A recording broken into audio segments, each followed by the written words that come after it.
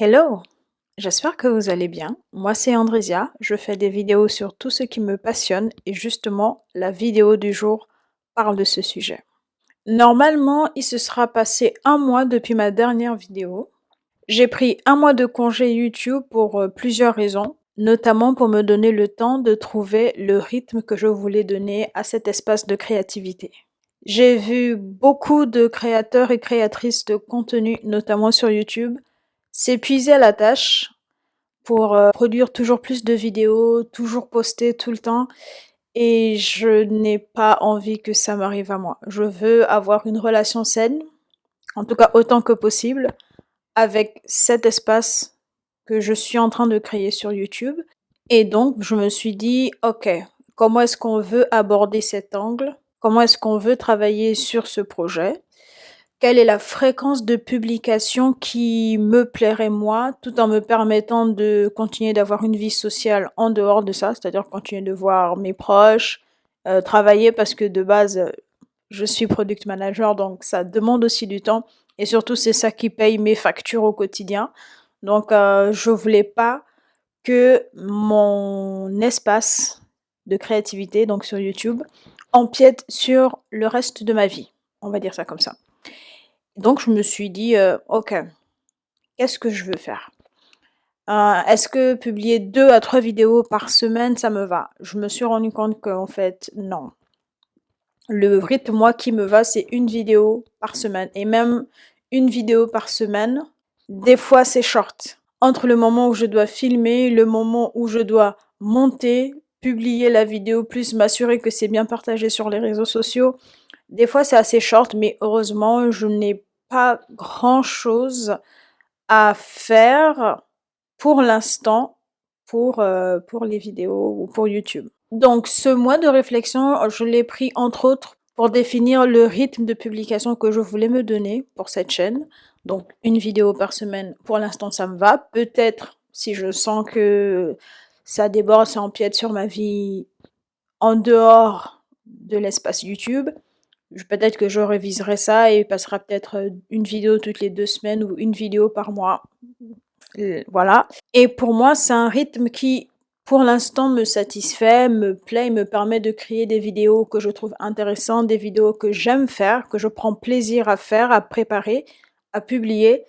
Moins à monter parce que des fois, il y a certains moments où c'est frustrant, c'est énervant. Mais après, une fois que je fais la dernière vérification, une fois que tout est mis en place, le son, les rushs, les inserts, etc., je me dis, ouais, ok, ça valait la peine de s'arracher les cheveux pour avoir le bon montage, etc. Donc, une vidéo par semaine. Après, je me suis aussi imposé des périodes où je prendrais des pauses pendant l'année quand je crée mes vidéos YouTube. Parce que ça aussi, c'est un autre truc que j'ai observé avec pas mal de créatrices de contenu. Il y en a des fois, elles font des vidéos pendant des années sans aucune pause. Ensuite, elles disparaissent. Ou alors, en tout cas, elles font une vidéo pour dire oui, j'ai disparu, mais c'est parce que j'étais en burn-out. Ça faisait 5 ans, 10 ans que je publiais sur les réseaux sociaux et je n'ai jamais pris de pause. Je me suis dit, je veux absolument pas que ce soit mon cas. Ça, je veux que ça reste un plaisir. Et au moment où je sentirai que c'est beaucoup trop pour moi, j'arrêterai parce que je tiens à préserver un maximum ma santé mentale et physique d'ailleurs. Donc je vais pas me casser à la tâche pour un espace qui est censé être un endroit où je prends du plaisir à partager, à faire des vidéos que je trouve intéressantes, utiles ou divertissantes. Donc voilà, ça c'était le premier point pour ma pause d'un mois. C'était ma première période de vacances en tant que créatrice de contenu. Sachant que je suis régulière depuis le mois de mai et c'est bon là je pense avoir trouvé mon rythme. Je pense avoir trouvé les périodes où je veux prendre des congés YouTube. Alors pour l'instant, je ne me suis pas encore fixée sur est-ce que pendant la période où je ne travaille pas, où je ne fais pas de vidéos YouTube, est-ce qu'il y a des vidéos qui sortent quand même ou pas? Je m'explique. Est-ce que si je dis par exemple tout le mois de novembre, je ne publie pas enfin, je ne fais pas de vidéo, donc je ne filme pas de vidéos, je ne fais pas de montage. Est-ce qu'on a mangé quand même préparé des vidéos que je vais planifier à l'avance? Ou est-ce que je ne fais pas de vidéos et je ne publie pas de vidéos? C'est encore la question que je me pose. À voir. Mais je me tâte encore sur ce point-là. Mais pour l'instant, je sais que je vais partir sur un rythme d'une vidéo par semaine. Si j'en fais moins, s'il vous plaît, n'attrapez pas mon col, hein. Soyons indulgents les uns envers les autres. Et j'ai déterminé les périodes dans lesquelles je ne souhaite pas filmer de vidéos et donc me reposer. Voilà, ça c'était le premier point. Le deuxième point, c'était le type de contenu que je voulais proposer sur ma chaîne. Alors, les différents experts, parce que j'ai regardé beaucoup de vidéos sur comment créer sa chaîne YouTube, comment commencer à créer des vidéos sur YouTube en 2020, en 2021, en 2022, qu'est-ce qu'il faut faire, etc. Comment dire? Je les écoute, je vois les astuces et autres que je peux appliquer, mais je me dis quand même, le plus simple, c'est d'essayer, se lancer et de voir ce qui marche et ce qui ne marche pas. Enfin, il y a des trucs, il y a des conseils que j'ai vus, je me suis dit, j'ai pas envie de faire ça. Voilà, donc je vais pas les écouter. Peut-être je changerai d'avis si je me rends compte qu'en fait, peut-être qu'il fallait le faire.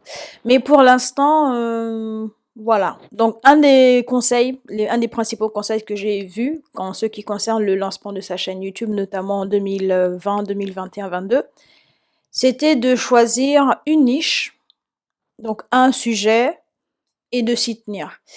Et moi, j'ai vu, je suis pas à 100% d'accord avec ça, parce que j'ai vu pas mal de des créateurs et des créatrices de contenu, notamment sur YouTube, se spécialiser, on va dire se spécialiser sur un sujet spécifique. Ils ne parlaient que de ça et à un moment donné, ils pouvaient plus discuter d'autres sujets parce que ça ne correspondait pas à leur niche. Ils avaient du mal à étendre les différents types de vidéos qu'ils pouvaient proposer parce que ça ne rentrait pas forcément également à nouveau dans cette niche. Par exemple, je vais prendre le cas de la niche des youtubeurs et youtubeuses beauté, notamment make-up. J'en ai vu beaucoup qui sont rentrés dans cette niche, qui se sont spécialisés dessus, ça a bien fonctionné pour eux et pour elles. Et à un moment donné, lorsqu'elles voulaient, elles ou ils voulaient sortir de cette niche, de cette zone, ça a été compliqué parce que les spectateurs les connaissaient pour un sujet. Et je me suis dit, est-ce que j'ai envie... En fait, le souci c'est que se spécialiser, c'est une bonne chose parce qu'au moins tu sais à qui tu t'adresses, tu sais comment préparer ton message, etc. Mais parfois, trop se spécialiser, ça limite les possibilités de ce que tu peux créer.